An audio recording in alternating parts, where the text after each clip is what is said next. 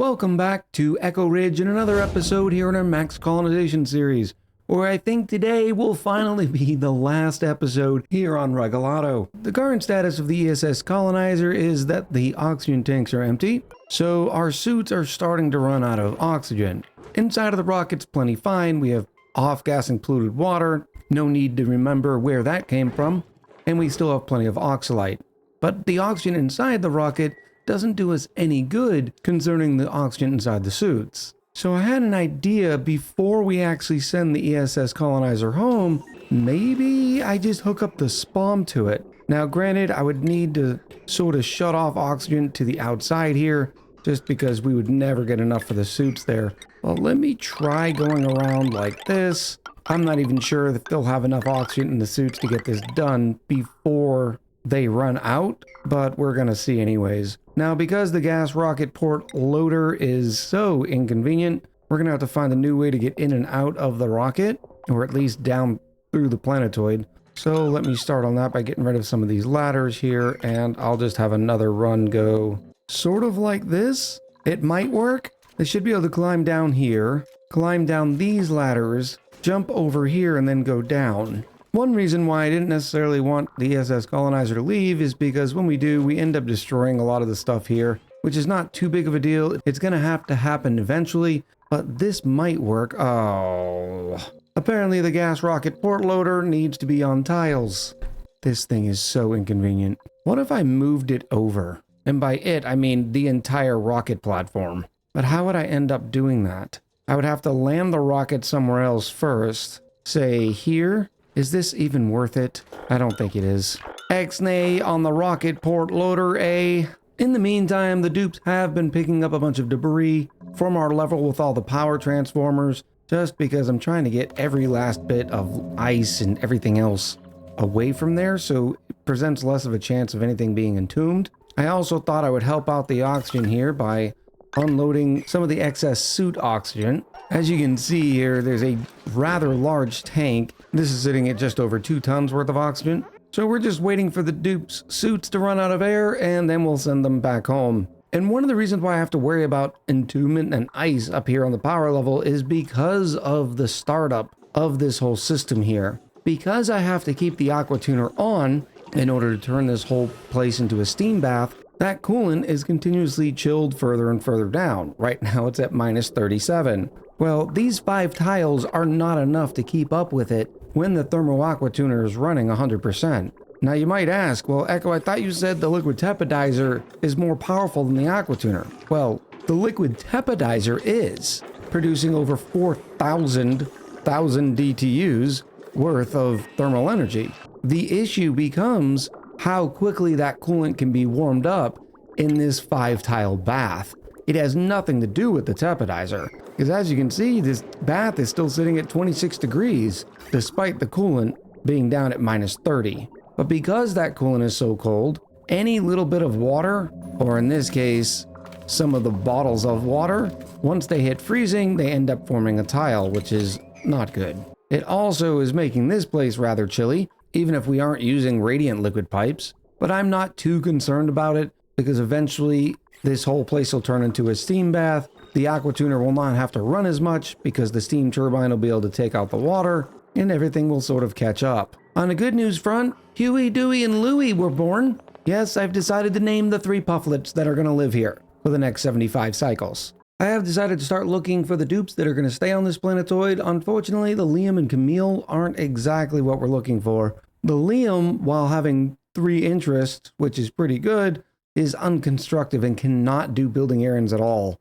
Not very convenient when you only have 2 dupes on the planetoid. Camille's not too bad, but only has the 1 interest. I think what we're going to be looking for is actually a dupe that can do some cooking, because we want to cook up all that delicious vole meat into barbecue to make it last even longer. And the next dupe can be pretty much anything, but I would like to see at least a few positive traits. Okay, inspiration has struck. I realized instead of trying to load the large gas cargo canister, why don't I bypass it and just load the suits from the inside of the rocket? We have a gas input fitting here, so theoretically, I could just tie it into the oxygen system like this, Once again, disconnecting these gas vents. This one's still disconnected, so that way we have the most oxygen running through these pipes as possible.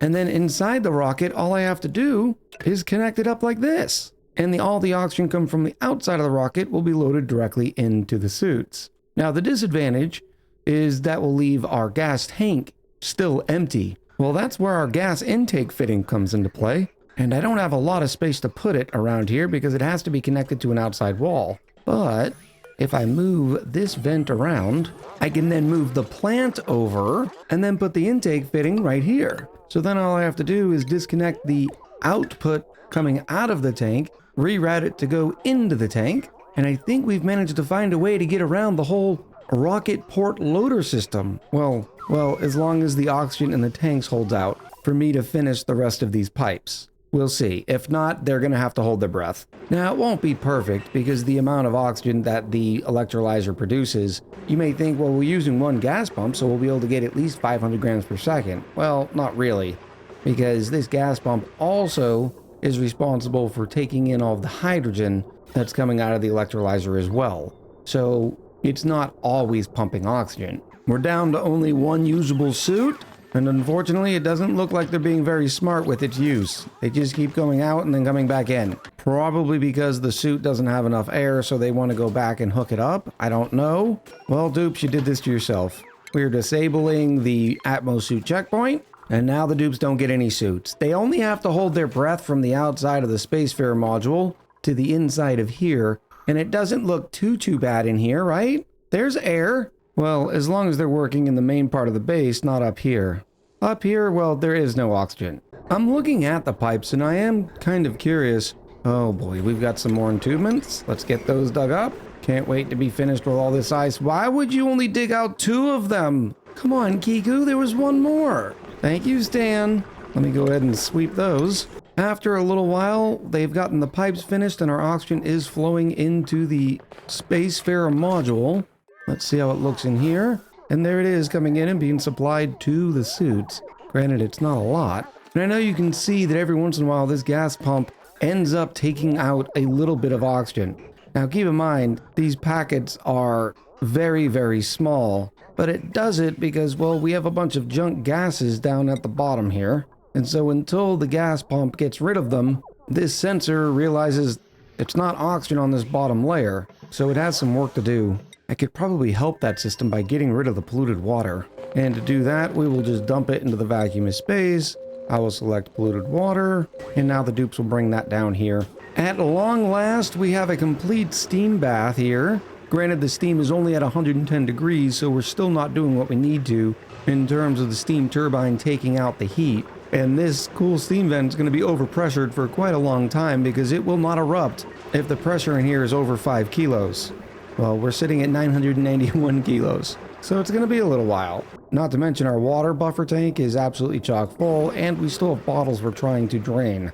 Looking at our electrolyzer setup, I realized I didn't really know how much oxygen it really does provide, like I was talking about before. I'm sure it's close to 500 grams per second, but I don't know if it actually hits that. So I decided to set up a little experiment using a gas meter valve. As you can see, it's the very beginning of this cycle, so what I'm going to do is click Reset Amount. I have its limit set to 500K, and I'm going to let this run for the entirety of the cycle. Notice none of the gas is going anywhere else. It has to go past this valve, and that way at the end of the cycle, I can see how much gas has passed through it. For instance, right now we've had 21 kilos go through the valve, and there are a couple of ways I'll be able to tell that it's the beginning of the new cycle. One, the autosave that pops off and stops my game for about 5 seconds. Or I could also set up a cycle or timer sensor and connect it to an automated notifier that screams at me to come check the valve. I'm not too worried about running this experience for multiple cycles though, because the system runs 100% of the time. Well, so long as it has water input. The idea being is that the electrolyzer producing 8,000 grams per second is always going to be able to outproduce the gas pump that can only take out 500 grams per second. So if we take a look at the gas pump, notwithstanding any issues that we've had, this cycle it has ran 100% of the time. The last cycle and the last 5 cycles are a little off because I was busy setting this up, which means the oxygen backed up in the pipes, so the gas pump wasn't able to run. Very exciting moments here. Our steam bath is almost at 125 degrees, which means the steam turbine will be able to turn on. Well, as soon as I set its automation correct, I want it to say if it is above 1 kilo worth of pressure. In fact, I'll bring that down to 500 grams. I'll also have the thermo sensor say no matter what, even if it is only 500 grams, I need you to turn on if the temperature in here is above, say, 250 degrees. That way we don't end up damaging the thermal aqua tuner. And ooh la la, our steam turbine is producing water. Now right now the buffer tanks are chocked full, so all that water is coming back in here, but that is okay. Eventually we'll get through all these bottles that we're draining around the map. The pod has given me a dupe that I sort of like in this Steve. This Steve is an operating farming researcher who is uncultured and is an irritable bowel-having plant murderer. Now, they're nothing special, but the reason why I'm picking them is, well, one, Steve is one of my favorite dupes because they're a yodeler, plus they have this sweet, sweet haircut and party shirt on, but for two, they have the researching, so their science bonus will make sure that they level up a little bit quicker. Welcome to the playthrough and Rugalado's first inhabitant, duplicate number 39, Adder. Now, the presence of Adder sort of accelerates the priority of me doing some stuff. Oh wait, you are not going up here. Sorry. No adders allowed through this door. You live down here. Where are you going? But it does mean I need to get a bathroom set up going pretty quickly, along with some cots. I think what we're going to do first is send them through the neural vacillator, give them a kickstart on life. And then I'm going to get rid of all this stuff. I'm going to throw an airflow tile in here to seal this up. Eventually the liquid carbon dioxide will go away. And in the interest of keeping the computer desk, I'm going to extend this room a little bit. There you go, buddy. Let's complete that neural process. Oh, it's one of the weaker ones. Regenerative health plus 20 per cycle. But hey, I guess something is better than nothing. And before we can continue that, it looks like it is meteor time here on Rugalado.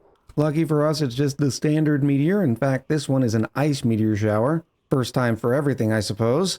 Oh no, we shut this door again. I thought we managed to stop doing that. What did I do before? I suppose I just deconstructed it. I will deconstruct it again. In other great news, we're running out of oxygen inside the interior of the rocket, so I decided to pop the remaining oxygen that was still in here. Well, I didn't think about it too much before I did it, and now there's 21 kilos worth of oxygen pressure in here. So the dupes are going to have a couple of popped eardrums.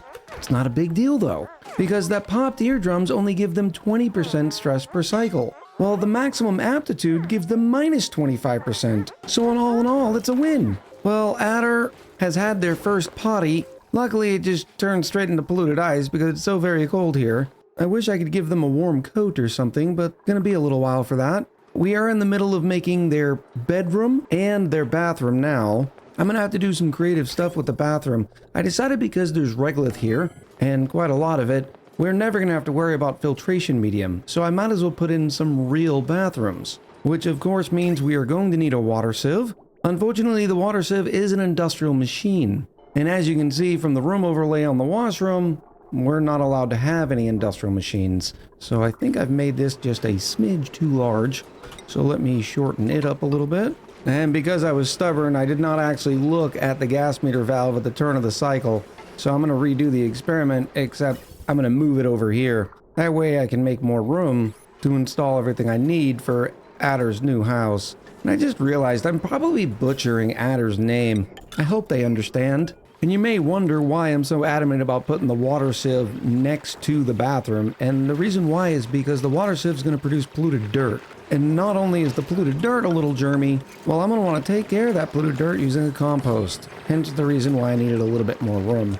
And why we have it behind the bathroom. Because after they get done using the compost or handling the polluted dirt, they have to go past the sink again to wash their hands. Right now, I am digging out many of the tiles underneath the living quarters, and there's a couple of reasons for this. One, you can see all this carbon dioxide that's sort of exploding. And the reason why it's doing that is because the coolant is starting to warm up because the aqua tuner doesn't have to run as much anymore. In fact, in the last cycle it was 39%, this cycle is 25%. which is giving the liquid tepidizer bath a chance to heat it up, which is causing all of the carbon dioxide to turn into a gas instead of its liquid. Eventually, this whole area is going to be a lake because all of this ice is going to melt. So I'm going to put some additional scaffolding so the dupes can get back and forth across the lake. Another reason is because I didn't want these cold ice tiles to be touching the living area, because that's just going to make it colder for our dupes. Remember, Adder is not a frost-proof dupe, so right now they have an unrested cold bedroom and, well, additionally a full bladder. Let's get some water in there, shall we? I'm going to be using water directly from here, from the steam turbine, and oh boy, is this going to be a mess. Why don't I, instead of coming directly off of it, make my closed loop? I can use the water that is coming from this bottle to charge the system instead. I am going to use insulated pipes because everything's cold here. And there's Adder's second potty. No big deal, it's just ice, just let it flow. Your bathrooms will be done soon enough. The alternative is, well, you never would have been printed. I was installing a space heater for the dupes when I realized this gas pump for some reason had been disconnected from power, so I wasn't actually getting rid of any of the carbon dioxide to begin with. I'm sure I had a reason to do that in the last episode, I just don't know what it was. I'm also setting some low priority sweeps to get rid of all the junk that's in the bedrooms, and since I've used the neural vacillator, I am going to, well, I suppose we can inspect it, get a nice data bank, and then I will demolish it. Now, this might not be the smartest decision I've ever made, but I think we're going to print out this Marie, for the simple reason that Marie enjoys cooking. We could use a cook here. Now, granted, they are a slow learner, they have irritable bowel, and they have allergies. I feel you, Marie. Welcome to the colony and duplicate number 40 of this series, Rebecca DeGalio. I may be mispronouncing that one as well. The dupes are now curing their frosty surroundings using the space heater, and this is also going to help get rid of a lot of this liquid carbon dioxide in the area and get the place warmer a little bit faster. I have rerouted the supercoolant line to cut right through the living portion of the colony, no big deal there. Yes, Noosh, warm up. I've also had to add a tile to the bedroom because apparently it was too large before, but now we've got it down to 64 tiles, although it still says it's a barracks. What am I missing for luxury barracks? A decor building? I figured this shelf or maybe this new pedestal would have counted. Let me try putting an object on the pedestal. Now, most normal items aren't going to make it sort of pop, so I'm going to try putting on a data bank. It's listed as other pedestal displayable. It's not listed as an ornament though, so we'll see if this works. The water is now charging the system in the bathrooms. Hopefully between the space heater and the supercoolant that'll eventually warm the place up, we won't have a problem with cracking pipes here. That is plenty. I'm also going to need some power. I will use the same line that we're covering this gas pump and the space heater. Although this being a 5-tile room has been a little bit of a pain in the tuchus because, well, the dupes can't reach the 5th tile. So I'm consistently having to deconstruct the ceiling to be able to work down there. Not a big deal. The dupes are starting to use the new potties. I mean, that's good news, which means we are starting to generate some polluted water. Now, as many of you know, every time we use a lavatory, it requires 5 kilos of water. But when the duplicates are finished, we're left with 11.7 kilos of water, which means you have to figure out something to do with 6.7 kilos worth of polluted water for every dupe every cycle. In this case, I think we're going to take any of the overflow from the system and feed it right back into the oxygen system. To tell you the truth, what I'd prefer is sending it into the steam chamber to be boiled so it gets rid of all the germs. Not that the germs here are necessarily bad, because they're just food poisoning germs, and food poisoning germs in the oxygen supply is not a big deal. Well, if you look at this, the data bank on top of the pedestal did count as a decor item. That's pretty good news. The overflow system for the bathrooms is in place. I put a bridge here to make sure that the sinks and the potty stay charged. The overflow comes up and is directly inputted into the steam turbine's output. And then, as you know, it'll either go to the buffer tank or overflow into the steam room. Speaking of which, our coolant is up to around minus 20 degrees, so we've gained about 10 degrees, which is good news. The more this area heats up, the more the coolant is going to take heat, which is good.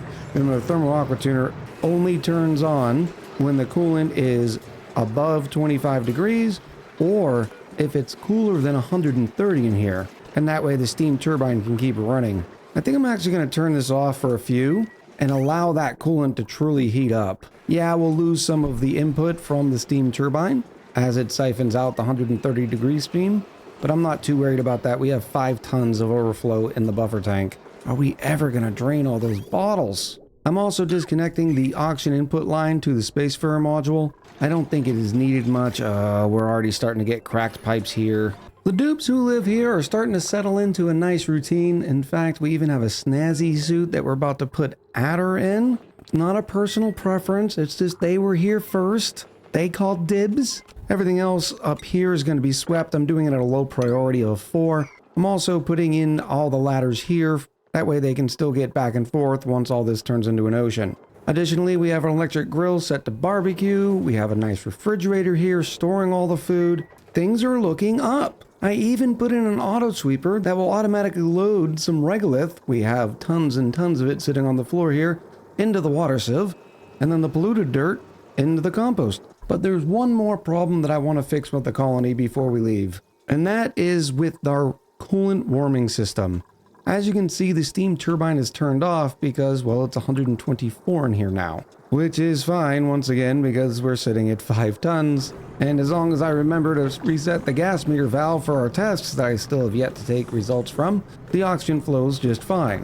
Which means we're using some of this 5 tons of water. The issue is, depending on how much that thermal aqua tuner needs to work to keep it warm enough in here, which is a lot more right now considering there's almost 1,000 tons worth of steam pressure, I need to expand this liquid tapidizer system. Unfortunately, I built it in a way that makes that somewhat difficult. So the first thing I'm going to do is build some scaffolding here and get down into this area because I think I can get in from this side. And what I'm going to do is throw in some automation and make this bath a little bit bigger. I mean, look at Adder looking sharp, enjoying the good life. I can imagine them telling the friends on Fernial, yes, we have 2 pedestals with data banks and comfy beds. The only bad thing about having Adder in this snazzy suit is they're no longer wearing their party shirt. I really wish Clay would figure out some better system to where the wardrobes that we unlock through the blueprints mattered more than, say, the snazzy suits and the special decor-giving clothing inside the game.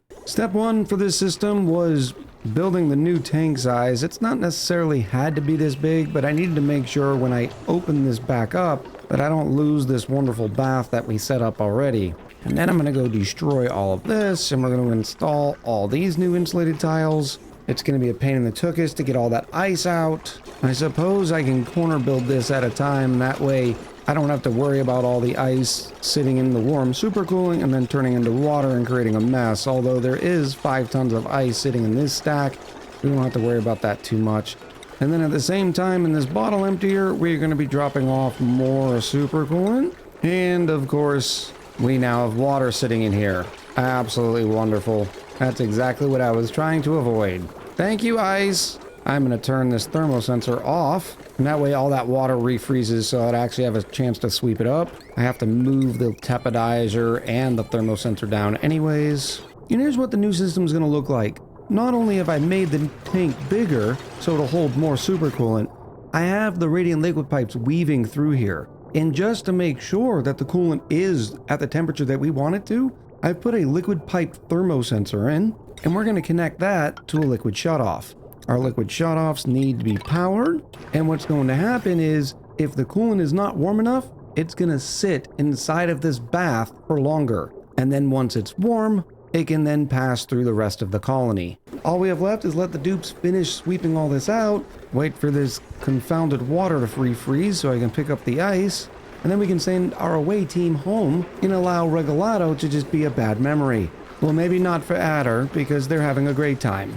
All the water is finally frozen, so I can sweep all this up. And now I just need to make sure that we have enough supercoolant to make this 2 tiles worth of space. Well, and snip where I need to snip. Right now I have the liquid shutoff basically sending all the coolant through no matter what its temperature because I need to keep that ice frozen for a minute until I get it all swept up. And unfortunately, there is no more supercoolant left on this colony, so I'm going to have more shipped out. But I figured the dupes who live here can take care of that, so let's go ahead and crew up. And the away team has said their goodbyes. All crew members are boarded. We'll head home to Fernial. And goodbye, Ragalato. The new dupes are going to have some things to repair here because, well, that's a lot of exhaust. Yeah. We just melted the steel automation wires. Let's get those put back in.